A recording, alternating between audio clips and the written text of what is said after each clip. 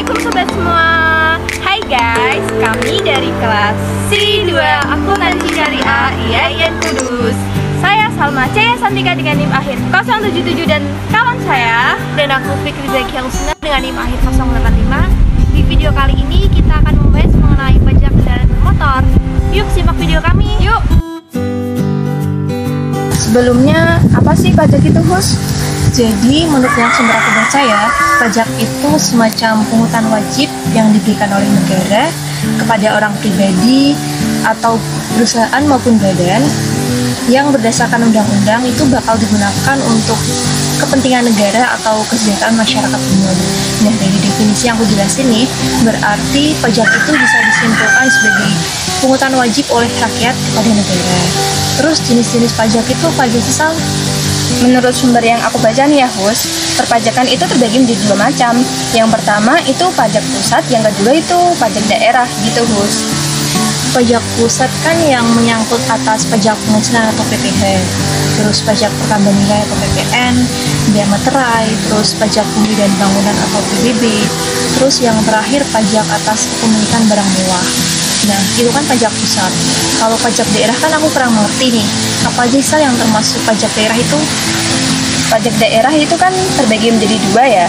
Ada yang pajak daerah kabupaten dan ada juga yang pajak daerah provinsi. Nah, kita ini kan akan membahas tentang pajak bermotor kan. Pajak bermotor itu termasuk pajak provinsi. Pajak daerah lainnya itu ada juga pajak bea balik kendaraan, pajak bahan bakar kendaraan bermotor, pajak air permukaan, dan pajak rokok. Jadi kendaraan bermotor kan berarti ke pajak daerah provinsi nih.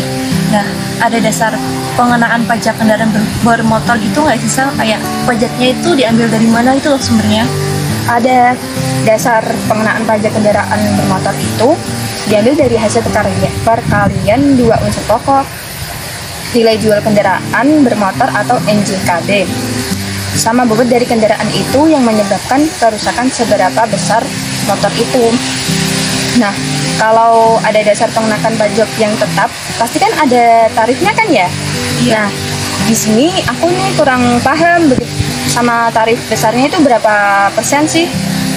Gitu.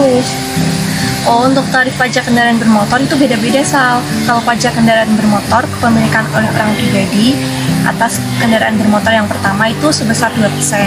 Terus kalau kepemilikan pribadi kendaraan bermotor yang kedua itu sebesar 2,5%. Kalau kendaraan pribadi yang ketiga itu sebesar 3%.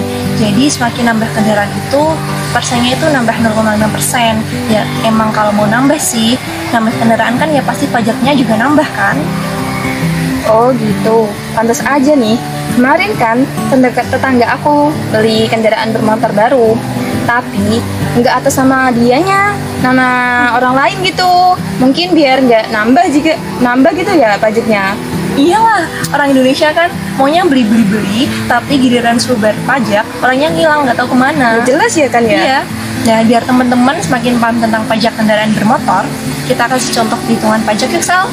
Boleh banget tuh, Hus. Jadi, pajak kendaraan bermotor atau PKB itu ada rumusnya loh, teman-teman. PKB itu diambil dari dasar pengenaan pajak dikali presentasi pajak. Sama dengan PKB yaitu nilai jual kendaraan bermotor dikali bobot dikali presentasi pajak. Bener banget, Sal. Kita kasih contoh ya. Jadi misal si X nih beli motor Matic yang pertamanya itu seharga 20 juta cash dari dealer motor. Nah, dia itu penasaran berapa pajak yang harus dibayarkan per tahunnya. Kita ambil kesimpulan ya, berarti nilai jual kendaraan bermotor atau NJKB-nya itu sebesar 20 juta. Terus bobotnya itu 1 karena kondisi masih baru dan masih batas pemakaian normal.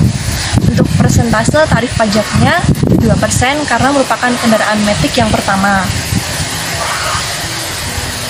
Nah, kita tinggal masukin tuh ke rumusnya, teman-teman. Jadi tadi kan 20 juta dikali 1 bobotnya itu dikali 2%. Jadi PKB-nya itu 400.000. Maka pajak kendaraan bermotor yang harus dibayar oleh si X itu sebesar 400.000 per tahunnya gitu, teman-teman. Jadi gimana, teman-teman? Gampang banget kan? Gampang dimengerti lah pastinya. Ya gampang dong, masa enggak sih? Jadi sekian dulu ya pembahasan dari kami tentang pajak kendaraan bermotor. Sampai bertemu di video selanjutnya. Bye-bye, semoga bermanfaat ya. Jangan lupa like, subscribe, dan komen ya. Kami tunggu. Assalamualaikum.